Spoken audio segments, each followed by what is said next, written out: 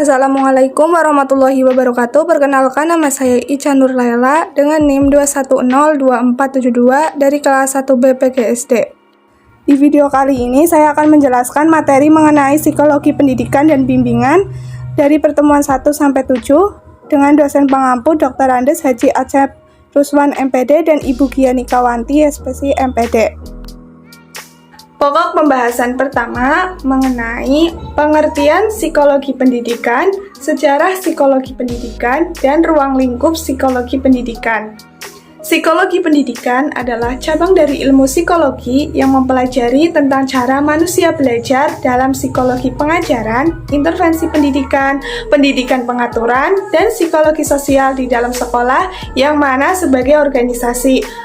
Perkembangan psikologi pendidikan dimulai pada permulaan abad ke-20 yang ditandai dengan adanya penelitian-penelitian psikologi yang khusus memberikan dampak besar terhadap teori-teori dan praktek pendidikan. Beberapa tokoh yang terlibat dalam penelitian tersebut antara lain Thurman, Thorndike, dan Judd. Aliran-aliran psikologi yang berkembang pada permulaan abad ke-20 mempelajari tentang perilaku dan proses belajar dari sudut pandang yang berbeda-beda yang berpengaruh terhadap perkembangan teori dan praktek pendidikan. Dalam ruang lingkup psikologi pendidikan yang luas, biasanya akan membahas banyak hal seperti membahas tentang teori psikologi perkembangan, kesehatan mental, hereditas, dan lingkungan, evaluasi belajar, dan masih banyak lainnya. Sedangkan untuk ruang lingkup yang lebih sempit, penjelasan hanya berkisar pada proses belajar mengajar saja tanpa menjelaskan lainnya.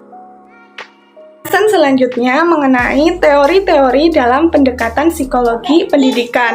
Yang pertama itu ada teori behavioristik. Teori ini menjelaskan tentang perubahan tingkah laku yang dipengaruhi oleh peristiwa yang ada di sekitar. Yang kedua itu ada teori kognitif. Teori ini menjelaskan bagaimana cara kita mengembangkan fungsi kognitif individu sehingga dapat belajar lebih maksimal. Yang ketiga ada teori humanisme. Teori ini melibatkan tentang individual peserta didik secara keseluruhan. Dan yang keempat ada teori konstruktivisme, menjelaskan bahwa hanya bisa dipahami apabila ada yang dikonstruksikannya. Pokok pembahasan selanjutnya mengenai aspek-aspek perkembangan anak. Yang pertama ada nilai agama dan moral, yang kedua ada fisik motorik, yang ketiga ada kognitif, yang keempat ada bahasa, dan yang kelima ada sosial emosional, dan yang terakhir ada seni. Pokok pembahasan selanjutnya mengenai tugas perkembangan anak. Pembagian tugas-tugas perkembangan anak untuk masing-masing fase yang dikemukakan oleh Havigur sebagai berikut. Yang pertama, masa bayi dan anak-anak. Pada masa ini, mulai berjalan, berbicara, belajar kontak perasaan dengan orang tua, keluarganya, atau orang lain. Belajar mengetahui mana yang benar dan mana yang salah. Yang kedua itu ada masa anak sekolah. Pada masa ini, anak mulai belajar mengenai ketakasan fisik untuk bermain, belajar bergaul dengan teman sebayanya, mengembangkan dasar-dasar kecakapan, membaca, menulis, berhitung, terus belajar membebaskan ketergantungan diri. Yang ketiga itu ada masa remaja. Pada masa ini menerima keadaan jasmaniah dan menggunakannya secara efektif, menginginkan dan mencapai perilaku sosial yang bertanggung jawab sosial, persiapan mandiri secara ekonomi. Yang keempat itu ada masa dewasa awal. Pada masa ini sudah mulai bekerja, memilih pasangan hidup, belajar dengan suami istri, mulai membentuk keluarga, mengasuh anak, mengelola rumah tangga. Yang kelima itu ada masa usia madya atau dewasa madya. Pada masa ini menerima dan menyesuaikan diri terhadap perubahan fisik dan fisiologis, membantu anaknya belajar menjadi orang dewasa, mempertahankan karirnya, mengembangkan kegiatan-kegiatan untuk mengisi waktu luangnya. Pokok pembahasan selanjutnya mengenai definisi belajar. Belajar adalah suatu proses atau usaha yang menjadi dasar atau fundamental di dalam pendidikan setiap individu.